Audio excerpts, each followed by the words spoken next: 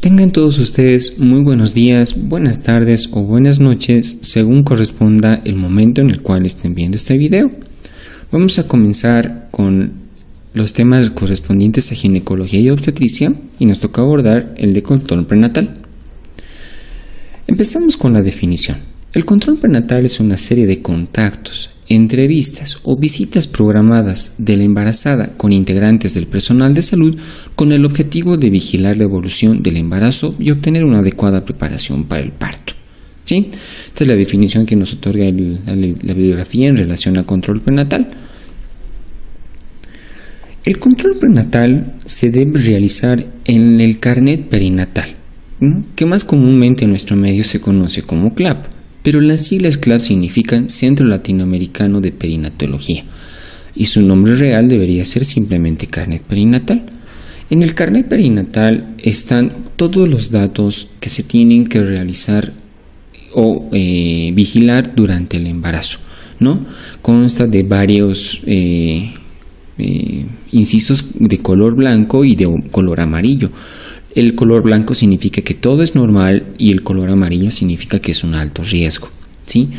El Centro Latinoamericano de Perinatología tiene varios documentos, varias historias clínicas, inclusive respecto a diferentes escenarios correspondientes al embarazo.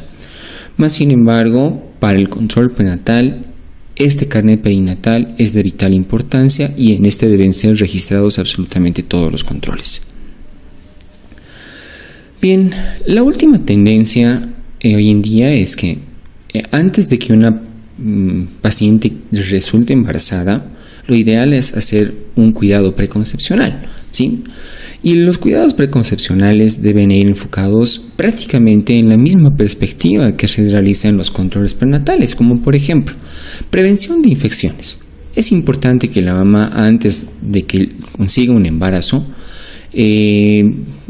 haga un tamizaje de distintas infecciones, como ser la infección por el virus de la inmunodeficiencia humana o VIH, infecciones por sífilis, infecciones de algunas enfermedades del tracto genital, enfermedades vaginales, infecciones como el Chagas, infecciones como paludismo, ¿no?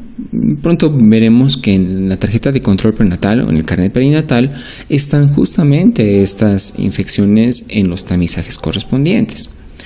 Luego tenemos también el control de enfermedades crónicas, dentro de las cuales dos son bastante importantes, como ser diabetes y trastornos hipertensivos. Estos pueden repercutir de manera directa sobre el embarazo. Más sin embargo, otras enfermedades como enfermedad renal crónica, cardiopatías o trastornos de colagenopatías como lupus eritematoso sistémico o síndrome de anticuerpos fosfolipídicos son bastante importantes tenerlos en cuenta. Asesoramiento para reducir defectos congénitos. Hay cierto grupo de pacientes que se le denomina de alto riesgo en relación a la edad, ¿no? El carnet perinatal pone como límite de edad para un embarazo normal la edad de 35 años. Y es que se ha demostrado que a mayor edad hay mayores datos de probables defectos congénitos o aneuploidías, ¿no? Entonces es bueno tener en cuenta un asesoramiento, puesto de que algunas son prevenibles, como las enfermedades del tubo neural, que son con la administración de ácido fólico, que muy pronto veremos la dosis en relación a la tarjeta de control prenatal. Luego es la medicación y educación. Evidentemente, si las mamás están tomando cierto tipo de medicación, es bueno saberlas. Algunas son teratogénicas para el bebé, para el producto, o algunas pueden influir de manera inadecuada en relación con el embarazo, ¿no? Como por ejemplo las medicaciones que se utilizan en trastornos psiquiátricos. La educación es importante, puesto de que es mejor llevar una mamá que tiene un grado de escolaridad adecuado, que tiene un grado de educación adecuado con respecto al embarazo. Y en relación con los hábitos y el estilo de vida, tener en cuenta especialmente si la mamá consume alguna sustancia de abuso, ¿no? O en relación al estilo de vida, si tiene una vida con mucho ejercicio, mucha rutina o mucho estrés. Pregunta: mencione las características del control prenatal. El control prenatal ¿Es precoz, periódico, completo, extenso o todos? Antes de responder, vamos a dar las características de un buen control prenatal. El control prenatal tiene que ser temprano, lo más antes posible. La bibliografía dice que debería realizarse en el primer trimestre del embarazo. La tendencia actual es que se realice el control prenatal una vez la mamá se entere que está embarazada. Obviamente eso está dentro del primer trimestre, no nos salimos mucho, pero el margen tal vez no debería ser tan amplio, ¿no? En la bibliografía ponen que debería ser hasta inclusive las 12 semanas el primer control. La frecuencia. La frecuencia en relación tiene que ser en el escenario en el que nos encontremos respecto al embarazo. La bibliografía hace una relevancia en relación a que si es un embarazo normal deberá contar más o menos con 5 controles prenatales. Si es un alto riesgo obstétrico tendrá que tener 8 o más controles prenatales. Más sin embargo, la tendencia actual es que una paciente tenga 11 controles prenatales, ¿no? Y la perspectiva, ¿cómo se realizan con estos 11?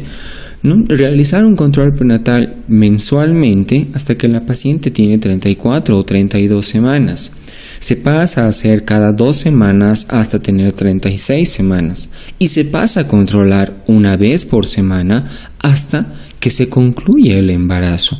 Más o menos así logramos el número de 11 absolutamente en todos los controles prenatales.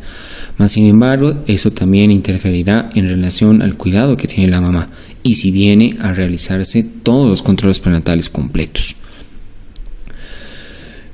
Un buen control prenatal además es si se realiza educación, promoción, protección, recuperación y rehabilitación de la mamá en relación con el embarazo, ¿no? Eso quiere decir que es completo. Realizamos todas las perspectivas en relación a salud, dando a favor a la embarazada, ¿no? Y que pueda realizarse con un alto porcentaje de población, es decir, que podamos abarcar a todas las mamás de nuestra comunidad, de nuestra población o como quiera llamársele, que no haya probablemente ningún justificativo como para que las mamás no puedan tener un control prenatal, ¿no? Entonces, es bueno tener en cuenta, no a modo de comentario, en relación a los controles prenatales, a cuántas ecografías debería tener una mamá durante todo su embarazo, ¿no? Y lo que vamos a llegar a conclusión es que tienen que ser 4. La primera es cuando la mamá se entera que está embarazada, ¿no? Y lo importante de esta ecografía es evidenciar la presencia del embrión. En la segunda ecografía, que debe realizarse en la semana 11 a 13.6 del embarazo, se solicita para ver la translucencia nucal y los huesos propios de la nariz. La translucencia nucal también se le denomina pliegue nucal, como es en esta imagen. La tercera ecografía es la llamada ecografía estructurada, ¿no? Y para el goce de algunas mamás, además se aprovecha para hacer la ecografía en 4 dimensiones, ¿no? Para verle justamente la carita. Pero la perspectiva de realizar una ecografía estructurada es justamente para revisar todas las estructuras del organismo, ¿no? Se ve absolutamente todo, se ve la cabeza, se ve el cerebro, se ven los ojitos, la nariz, la boquita, se ve el corazón, se ven los pulmones, los riñoncitos, se ven las extremidades, se ve pues todo, ¿ya? Es una ecografía muy importante. Y la última ecografía es la que tiene que realizarse en las últimas semanas de gestación, ¿no? En la cual sirve para ver la localización de la placenta, la cantidad de líquido amniótico, corroborar el determinismo obstétrico, es decir, la situación, la posición y la presentación del producto, y además, evidentemente, nos puede avisar algunos datos de importancia que son como los famosos circulares de Cordón, ¿no? Entonces, estas 4 ecografías son de vital importancia durante todo el embarazo. Por lo tanto, para responder nuestra pregunta, la volvemos a mencionar, ¿no? Menciona las características del control prenatal: es que sea precoz, es que sea periódico, es que sea completo y además de ser extenso. Bien, ¿qué actividades se tienen que realizar en un control prenatal? ¿Sí? Tenemos actividades que se realizan una sola vez en el embarazo. Tenemos actividades del control prenatal que se realizan durante todo el embarazo o actividades que se realizan en algunos momentos del embarazo, ¿no? La Carnet perinatal tiene 3 partes en relación al control prenatal, ¿no? El primero es evidentemente en relación a la historia clínica y a los antecedentes de la paciente, ¿no? Entonces acá estará desde la fecha de nacimiento, la edad, algunos datos específicos de la mamá, como también los antecedentes que van desde los familiares, patológicos y los importantes en relación a la gestación, que son los antecedentes gineco-obstétricos, ¿sí? Esta parte del carnet perinatal se realiza en una sola oportunidad, ¿sí? Y es la que se tiene como primer contacto con la paciente y por lo tanto tenemos varios datos como nos puedan determinar si la paciente se encuentra en un factor de riesgo. A modo de comentario, les comento de que un control prenatal debe marcarse de la siguiente manera, o con un tiqueado o con una X, ¿no? Hay mucho personal de salud que tiene la costumbre de hacer una línea, de escribir unas líneas, y esa no es la manera adecuada, ¿no? Se tiene que llenar cuadro por cuadro, ya sea con X, y las casillas que son para número tendrán que hacerse con números, y si corresponde a 0, colocar los números 0. Hay actividades del control prenatal que sí las hacemos de forma periódica, ¿no? Y justamente la segunda parte del carnet perinatal en relación al control prenatal nos informa justamente sobre esto, ¿no? Donde es importante tener en cuenta, evidentemente, es el peso de la mamá. Y el peso de la mamá sí lo realizamos en todo el embarazo. Y como vamos a ver posteriormente, tenemos una perspectiva de cuánto debe ser el peso que una mamá debe ganar en relación con su embarazo, ¿no? Pero además, al igual que en los cuidados preconcepcionales, la misma perspectiva se realiza en el control prenatal, ¿no? Tendremos que ver si la mamá fuma, si consume alguna droga, si toma bebidas alcohólicas o si es expuesta a violencia, ¿no? Y justamente si en realidad ese es el caso, se colocan en color amarillo considerando factor de riesgo, ¿no? Respecto al cigarrillo, ¿no? Se tiene en cuenta de que los productos de las mamás que fuman pueden ser prematuros y de bajo peso al nacer como lo más representante. En relación a algunas drogas, pueden provocar restricciones de crecimiento intrauterino, malformaciones congénitas en el producto, hasta incluso llegar al óbito fetal. En relación a la ingesta de bebidas alcohólicas, se tiene en cuenta de que los productos de madres que consumen bebidas alcohólicas, los productos son propensos a desarrollar un síndrome de abstinencia del recién nacido, ¿no?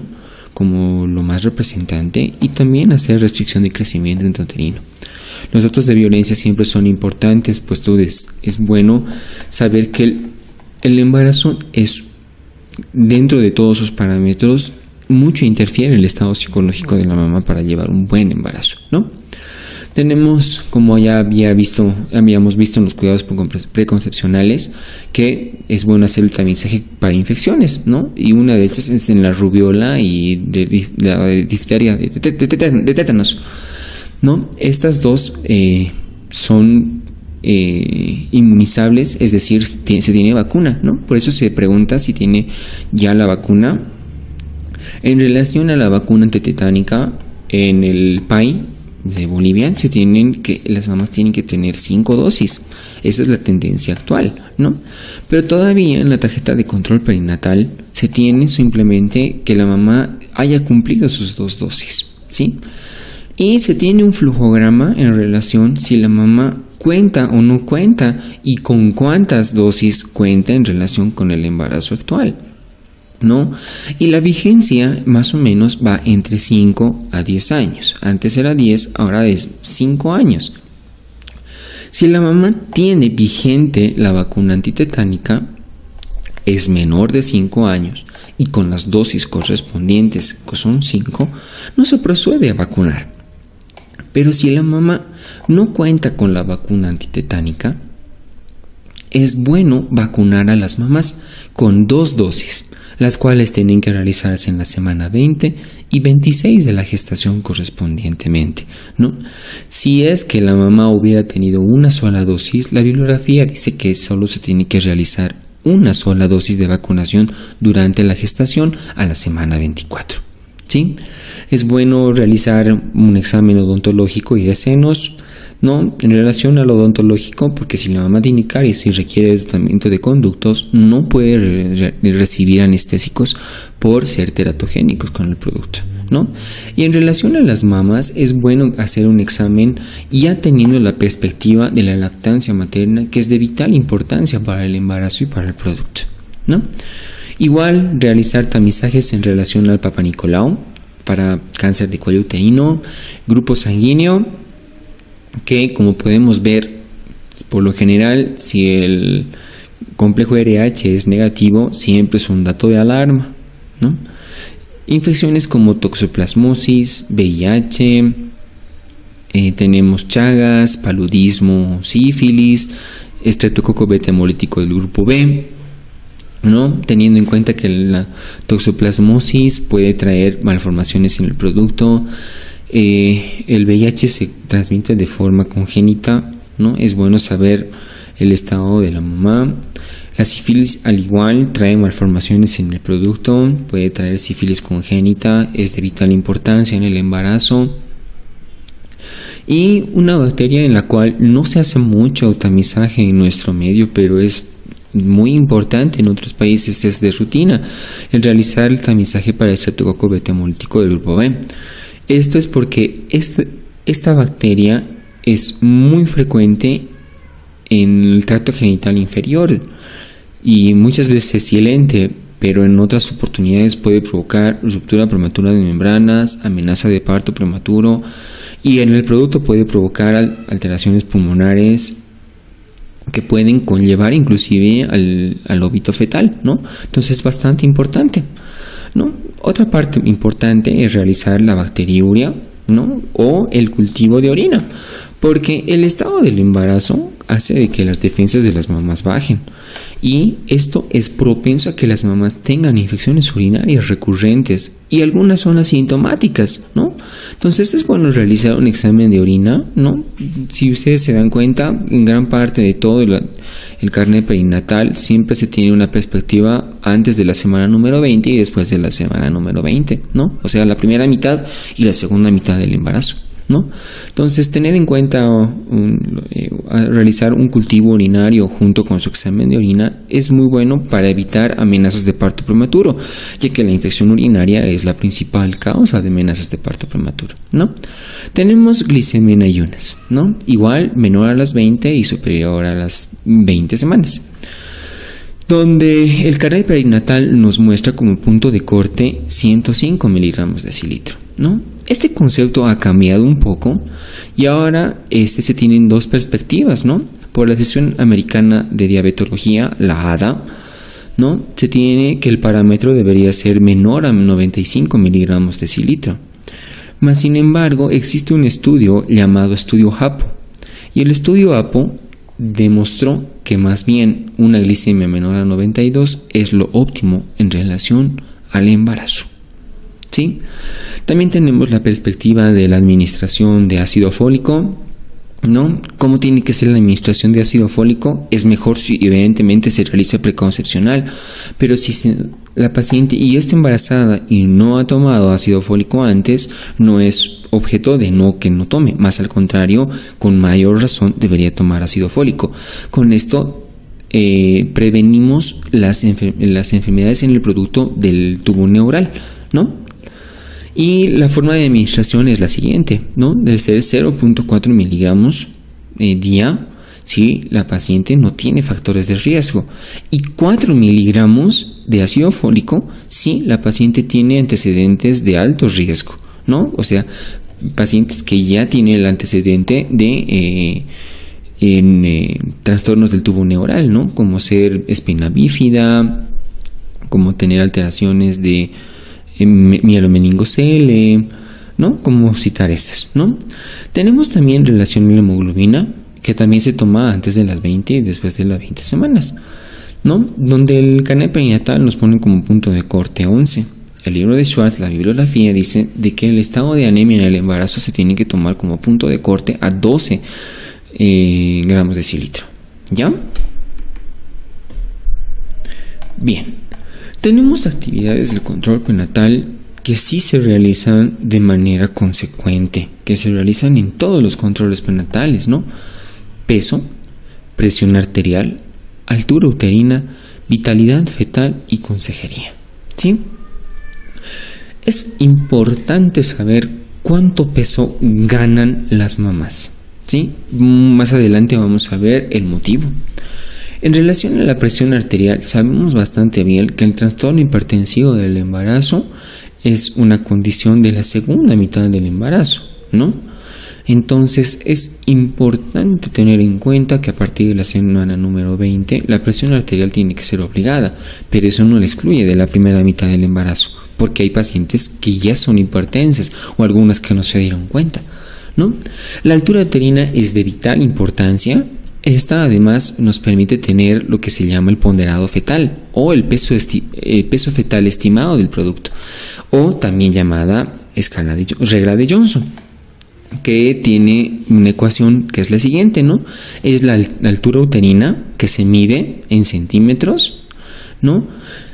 Restando 12, que es la constante si el producto no está encajado, o restando 11 si el producto está encajado, ¿no? Y multiplicarlo por 155. Es la forma como podemos averiguar el peso del producto. Por lo tanto, la altura uterina será importante, además como para valorar el crecimiento fetal. La vitalidad fetal, ¿no? Hoy en día ya tenemos la suficiente tecnología como el Doppler para escuchar el latido cardíaco, preguntar a la mamá siempre igual sobre los movimientos fetales, ¿no? Y la consejería de las últimas semanas es preparar a la mamá para el parto, ¿no? Como podemos ver, la tercera parte del carnet perinatal justamente tienen todos estos parámetros como para valorar en cada cita prenatal. Bien, pasamos a la evaluación antropométrica, ¿no? Como les había comentado, el aumento de peso materno es muy importante, ¿no? Y se tiene una categoría de peso para saber cuánto debería aumentar de peso la mamá, ¿no? Las pacientes que tienen bajo peso, es decir, con un índice de masa corporal de 19.8, deberían tener una ganancia de peso entre 12.5 a 18 kilos. Si el peso fuera normal, es decir, que las mamás tengan un índice de masa corporal entre 19.8 a 26, el aumento de peso debería ser de 11.5 a 16 kilos. Si las mamás tienen sobrepeso, es decir, un índice de masa corporal de 26 a 29, la ganancia de peso debería ser entre 7 a 11.5 kilos. Y si las mamás tuvieran obesidad, o sea, un índice de masa corporal a 29, ¿no? La ganancia de peso debería ser de solamente 6 kilos, aunque ahora el consenso americano dice que debería ser 5, ¿no? Tenemos también perspectivas en relación a embarazo gemelar. Las mamás deberían ganar entre 15.9 a 20.4 kilos, y en un embarazo triple, imagínense, de 22.7 kilos, eso es hartísimo, ¿no? Tenemos, sin embargo, también percentiles en relación a la ganancia de peso, ¿no? Y los percentiles, como todo, es en un rango entre 90 y 10, ¿no? Entonces, un peso que esté entre los percentiles siempre será favorable para el embarazo, ¿no? Hoy en día también tenemos la curvatura de ganancia de peso o del índice de masa corporal de la Organización Mundial de la Salud, que es ¿no? Que respecto a las semanas de gestación podemos ver si las pacientes están adecuadamente en el peso. Bien, otra perspectiva de realizar el control prenatal es la necesidad de nutrientes, o sea, respecto a la alimentación, que gran parte de todos los requerimientos de los nutrientes y de la alimentación por lo general son solventadas en la dieta natural de las pacientes, ¿no? Prácticamente el único elemento que no se logra sustituir con la dieta común y corriente es el hierro, Por eso es que en nuestro medio, e inclusive en todo el mundo, la administración de sulfato ferroso es de vital importancia. Si no es en todo el embarazo, por lo menos en los 3 primeros meses y en los últimos 3, ¿no? Respecto que hay una anemia dilucional provocada por el mismo embarazo, y eso es no se logra sustituir con el hierro de la dieta normal, ¿sí? Pero lo citamos, ¿no? El embarazo se requiere de 70.000 a 80.000 kilocalorías, es lo que por lo general requiere el embarazo para tener una energía adecuada. Un aporte de 25 gramos de proteínas mensuales es lo apropiado. Lípidos, ¿no? Los lípidos, en este caso el ácido linoleico y el omega 3 están últimamente de moda para prevenir trastornos hipertensivos del embarazo, aunque no cuentan con evidencia sobrellevante para probar justamente esto, ¿no? Y había hablado en relación al hierro, ¿no? En la política estatal es de administrar sulfato ferroso, ácido fólico y vitamina C para que tengan un mejor funcionamiento entre las tres, ¿no? Un aporte de calcio de 30 gramos al mes es lo apropiado. En relación al zinc, estos ya hay valor diario, 11 miligramos, que también se logra con la dieta, y de vitamina A, 100 microgramos diarios es lo básico para el embarazo, que también por lo general es sustituido con la dieta diaria. Otra perspectiva del control prenatal es el componente educativo, ¿no? El personal de salud es el que debe preparar a la mamá para el embarazo y para el parto y para el periodo del puerperio y algo bien importante, la lactancia materna, ¿no? Y es bien importante tener en cuenta, avisarle a la mamá los cambios anatomofísicos que va a presentar el embarazo, ¿no? Como el aumento de peso, como es los síntomas neurovegetativos, es decir, los náuseas y los vómitos, explicarles que es por una hormona, que es la progesterona, que induce esta sintomatología, la pirosis. Tener en cuenta que tendremos que orientar a la mamá en los hábitos que vaya a tener durante su embarazo, es decir, de no realizar un ejercicio físico extenso o que sea demasiado desgastante para el embarazo. Respecto a los hábitos, es lo mismo, ¿no? En relación al consumo de algunas sustancias, de algunos medicamentos. También se realiza la preparación para el parto, ¿no? Al preparar el parto es de las últimas semanas de embarazo, explicar cómo va a ser, qué situaciones de riesgo se pueden presentar en el embarazo, cuándo acudir de forma inmediata, ¿no? Y es evidentemente un pilar bastante importante y el cual tiene su capítulo correspondiente a hacer promoción de la lactancia materna. Bien, eso es todo. Muchas gracias. Me despido con una frase del boxeador Muhammad Ali que dice: entrena mientras ellos duermen, estudia mientras ellos se divierten, persiste mientras ellos descansen y vive de lo que ellos sueñan. Muchas gracias.